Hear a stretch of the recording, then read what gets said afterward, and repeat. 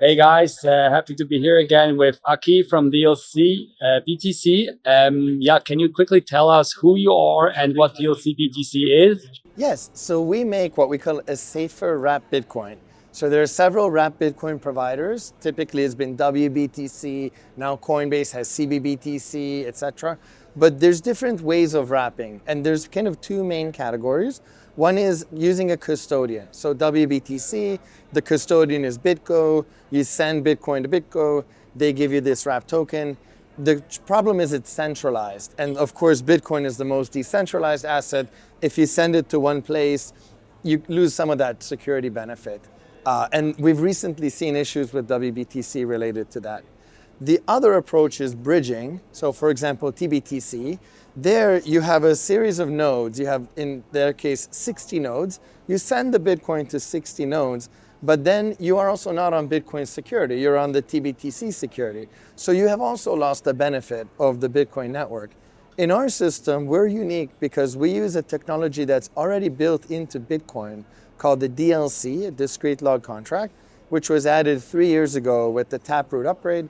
And so that enables Bitcoin to be locked on Bitcoin chain. And so it's validated by the entire Bitcoin mining network. So we use Bitcoin security to secure the Bitcoin. Cool. Yeah, it sounds like a more native solution, to Bitcoin. Yes. Maybe coming quickly back to the wrap thing. Why would you want to wrap Bitcoin in the first place? Yes. So if you have Bitcoin, you can hold it in cold storage and not do anything with it, which historically over 90% of Bitcoin is just being held. But then you're losing, you incur opportunity costs. You're losing what you could be doing with it, like earning a yield, investing it, taking loans, staking it. There's a lot of things in DeFi you can do. And so in order to use it, you need to, let's say you want to do DeFi on Ethereum, you've got to bring the Bitcoin value over to Ethereum. And that's where wrapped Bitcoins come in. Okay, yeah, interesting.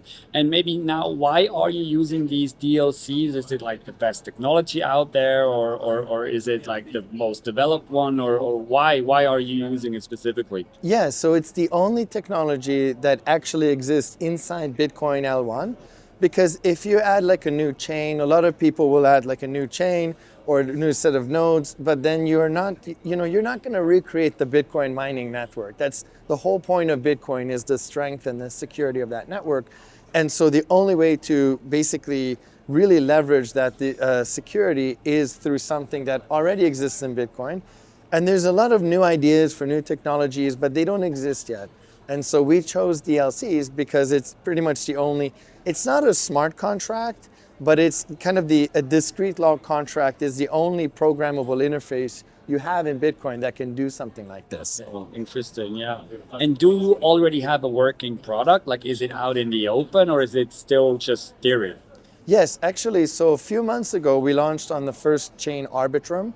So we're setting up into Aave, a lending protocol, and Compound, and kind of all those typical places. Last week, we launched to Base, which is Coinbase's chain, and I have a little bit of alpha. Sometime this week, it will be announced that a large financial institution is buying $15 million of dlcBTC to use in DeFi. So we're seeing growth. And now that WBTC has sort of made some recent decisions that are making people question the security of their system, so a lot of people are kind of moving away from WBTC. This comes at a very good time. So we're excited to see this. In our system, we don't sell to retail. We only work with institutions. These institutions basically become merchants or distributors in our system. So we're looking to sign up all of the institutions that either have Bitcoin of their own, like corporate treasuries, or that have clients who have Bitcoin, like asset managers. So that's the target audience that we work with. Yeah. So, like in theory and also in practice, like Merky, the bank that I'm working with, they could be one of these institutions.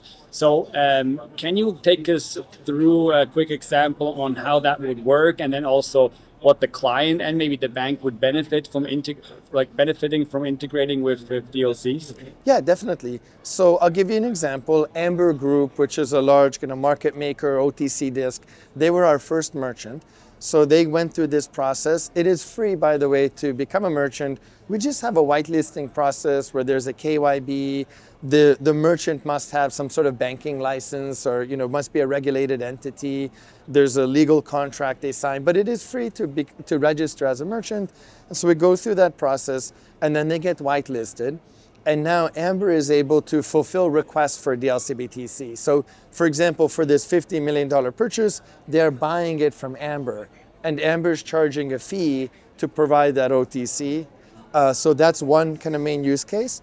Another use case is if there's a prop trading desk or some sort of operation where they're looking for yields, then once, for example, Merki could offer services to their clients around the Bitcoin in a safer way. And we have a catalog of kind of yield strategies that use dlcBTC on Ethereum and Arbitrum.